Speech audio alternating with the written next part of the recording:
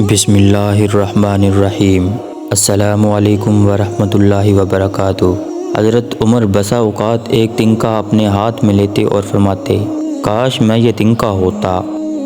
کبھی فرماتے، کاش مجھے میری ماں نے جنا ہی نہ ہوتا۔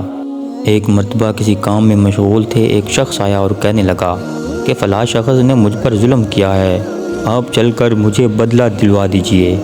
آپ نے اس کو ایک درہ مار دیا کہ جب میں اس کام کے لیے بیٹھتا ہوں اس وقت تو آتے نہیں، جب میں دوسرے کاموں میں مشغول ہو جاتا ہوں تو آ کر کہتے ہیں کہ بدلہ دلوا دو۔ وہ شخص چلا گیا۔ آپ نے آدمی بھیج کر اس کو بلوایا اور درہ اس کے ہاتھ میں دیا اور فرمایا، بدلہ لے لو۔ اس نے عرض کیا کہ میں نے اللہ کے واسطے معاف کیا۔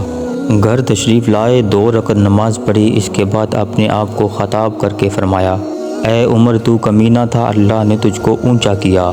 تو گمراہ تھا، اللہ نے تجھ کو ہدایت کی۔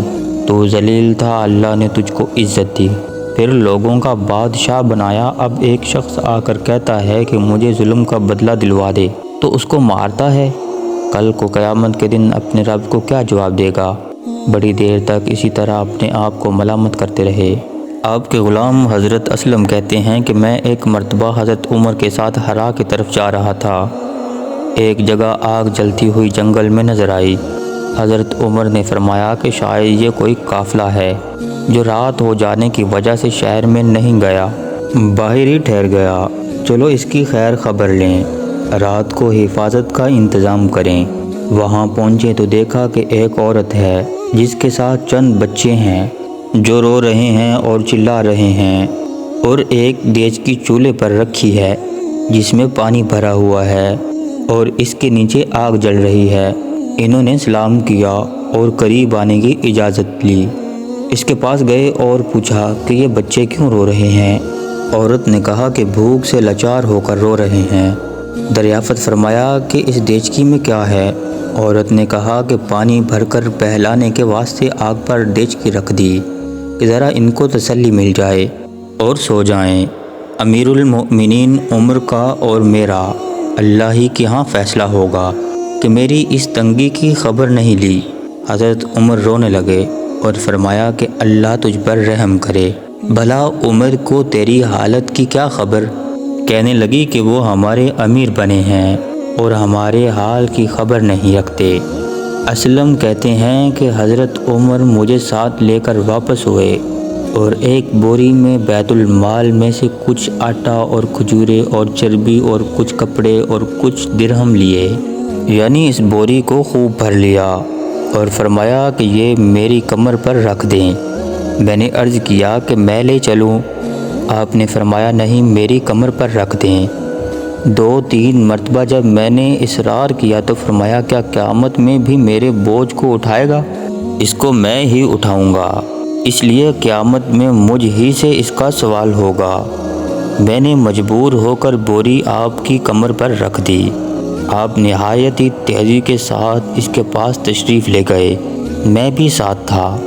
وہاں پہنچ کر اس دیچکی میں آٹا اور کچھ کھجورے اور کچھ چربی ڈالی اور چولہے کو جلانا شروع کیا، خود ہی چولہے میں پھونکے مارنا شروع کیا۔